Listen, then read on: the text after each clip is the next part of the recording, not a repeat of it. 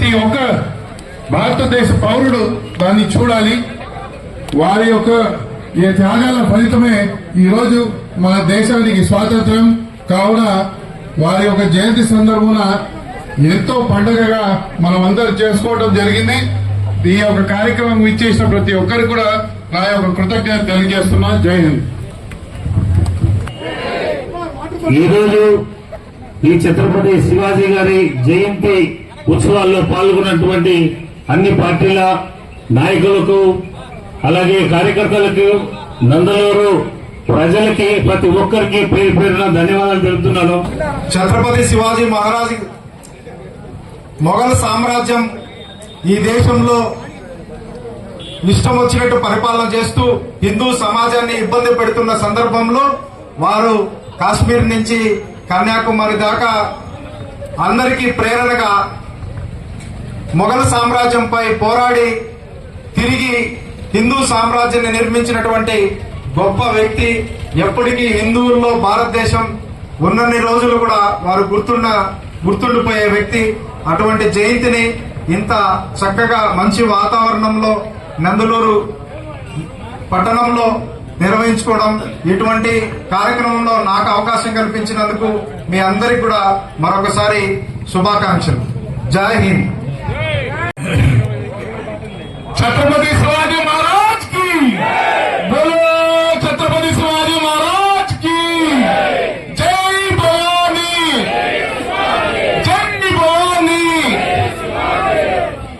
ఈరోజు భరతమాత సుపుత్రుడు, హిందూ హృదయ సామ్రాట్, మనందరి ఆత్మ శివాజీ మహారాజ్ జయంతి సందర్భంగా పెద్ద ఎత్తున ఇక్కడికి ఇచ్చేసినటువంటి శివాజీ మహారాజు వారసులుగా అందరికి కూడా శుభాకాంక్షలు తెలియజేసుకుంటున్నా.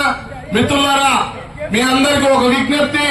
చావా సినిమా ఏదైతే ఉందో దాన్ని చూసినట్లయితే గతంలో మన సమాజం మీద ఇతర దేశాల వాళ్ళు అన్య మతస్థులు ఏ విధంగా దాడులు చేశారు, మన యొక్క మాన బిందువులు ఏవైతే ఉన్నాయో ఆ మాన బిందువులన్నిటిని కూడా ఏ విధంగా అవహేళన చేశారో దానికి సంబంధించినటువంటి స్ఫూర్తి కథా చిత్రమే చావా అంటే పులి బిడ్డ.